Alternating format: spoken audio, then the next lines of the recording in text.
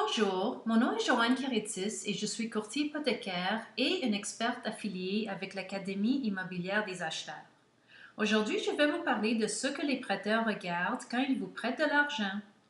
Premièrement, ils veulent voir si vous qualifiez avec votre revenu. Si vous êtes salarié, les prêteurs vont exiger une lettre d'emploi sur une feuille en tête de la compagnie où vous travaillez. Cette lettre ne devra pas être écrite à la main. Elle doit être datée récemment et non pas, par exemple, il y a 2 ans, car on doit s'assurer que vous travaillez toujours là. La lettre doit spécifier la date d'embauche. Les prêteurs aiment la stabilité, alors idéalement, ils aimeraient voir au moins 2 ans au même emploi ou bien au moins 6 mois à cet emploi et 1 an et demi à un autre emploi similaire, le titre de poste et le salaire annuel brut.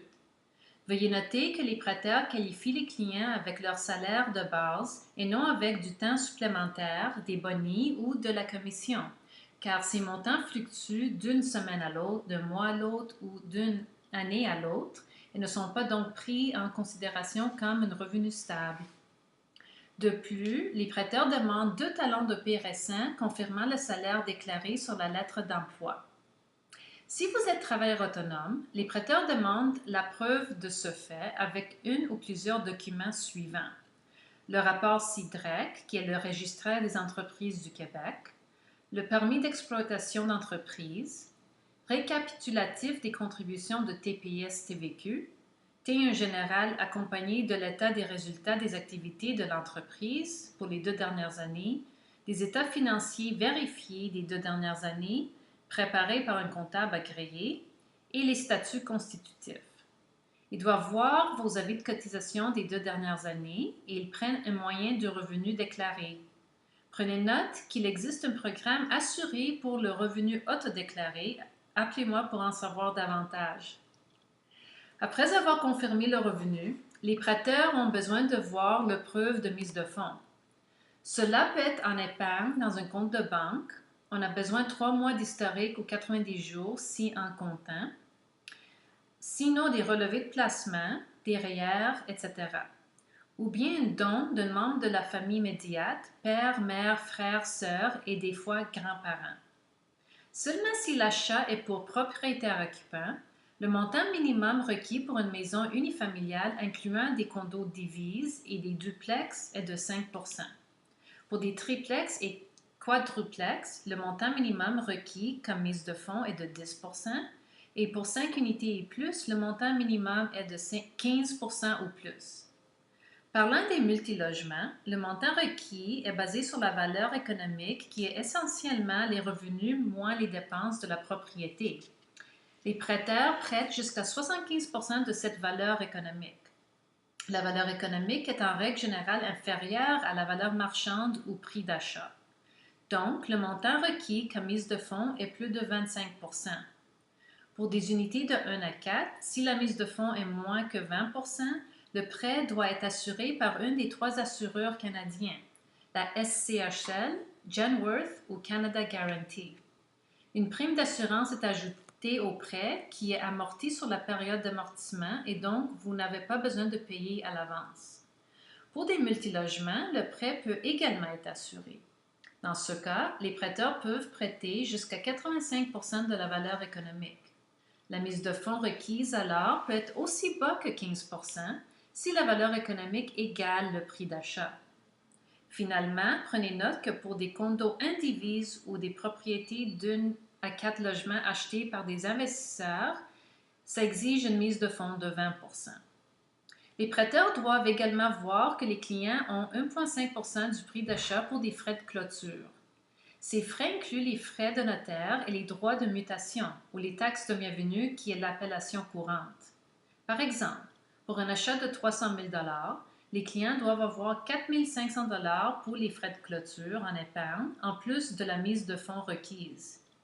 Quand les exigences de revenus sont satisfaites, une autre condition requise par les prêteurs est un bon bureau de crédit. Idéalement, le pointage de crédit doit être plus de 680. Veuillez voir mon autre vidéo qui explique qu'est-ce qu'une cote de crédit et comment l'améliorer. Le minimum pointage requis par les prêteurs A est 600. Les prêteurs A sont les banques traditionnelles avec des succursales. ainsi que les sociétés de financement hypothécaire non traditionnelles ou fournisseurs non bancaires de prêts hypothécaires sans succursale. Ils sont donc communément appelés des banques virtuelles. Avec une cote en dessous de 600, nous devons aller vers des prêteurs B, dont il n'y a pas beaucoup, ou finalement des prêteurs privés. Quand vous faites affaire avec ces prêteurs alternatifs, le taux d'intérêt chargé sur votre prêt est plus élevé et il existe des frais de gestion également. Il est donc dans votre meilleur intérêt de maintenir un bon pointage de crédit pour qualifier pour un prêt avec un prêteur A. Le montant de dette qu'un individu a joue un rôle important dans la qualification d'un prêt. Inclus dans ce montant sont les dettes de carte de crédit, marge de crédit, prêt étudiant, prêt auto et autres hypothèques. Le ratio d'endettement doit donc être en bas de 40% pour qualifier pour un prêt. Contrairement aux dettes, un autre facteur qui solidifie le profil financier d'un client est leurs actifs, qui doit totaliser idéalement plus que la mise de fonds et frais de clôture requises. Les actifs incluent des placements, l'assurance vie, véhicules motorisés et d'autres propriétés. Finalement, la propriété en question doit être acceptable selon les critères des prêteurs. L'emplacement et le type de propriété jouent un rôle important. Idéalement, les prêteurs préfèrent des propriétés dans des centres urbains avec une grande population comme le centre-ville de Montréal, au lieu d'un endroit rural comme Rawdon. Sans vouloir vous offusquer les habitants de Rawdon, le plus petit la population d'un village, un comté ou une ville, le plus difficile c'est de trouver des acheteurs potentiels et les prêteurs interprètent cela comme un risque élevé. De plus, une propriété 4 saisons avec une fondation est préférable à un chalet 3 saisons, une maison mobile ou un terrain. Jusqu'à maintenant, j'ai parlé des conditions requises pour un achat. Quand il s'agit d'un refinancement, les prêteurs prêtent jusqu'à 80% de la valeur marchande de la propriété.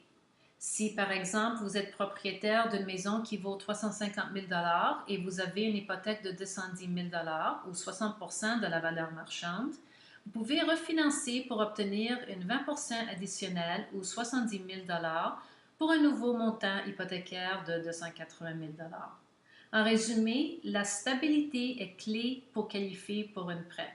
Merci et à la prochaine.